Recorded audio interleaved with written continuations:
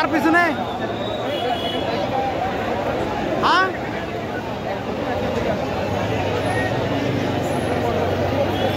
আরে ওই রেলের অফিসের সামনে, রেল গেটের সামনে, রেল অফিস।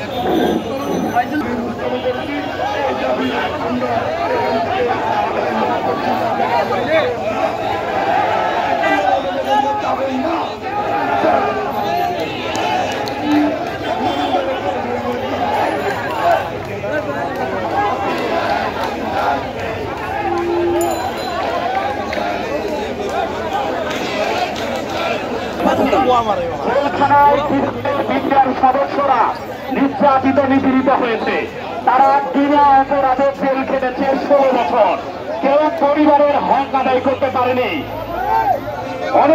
অনেক মিডিয়া এখনো ছেলে রয়েছেন। আমরা কে কি বক্তব্য দিল এদিকে না যে আমি আপনাদের সভাপতি বক্তব্য দিয়েছেন, আপনাদের দাবি আদায় না হওয়া পর্যন্ত আপনাদেরকে এই স্থানে থাকার অনুরোধ করেছেন। আপনারা এই আন্দোলন যে করছেন, কি ভিক্ষা চাচ্ছেন, দয়া চাচ্ছেন, ঔষধ চাচ্ছেন, এই রাষ্ট্রের সম্পদকে ব্যবহার করে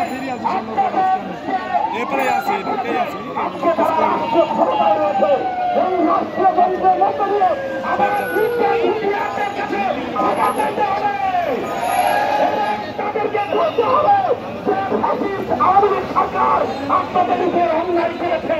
আমরা আপনাদের কাছে ক্ষমা চাচ্ছি রাষ্ট্র হিসাবে।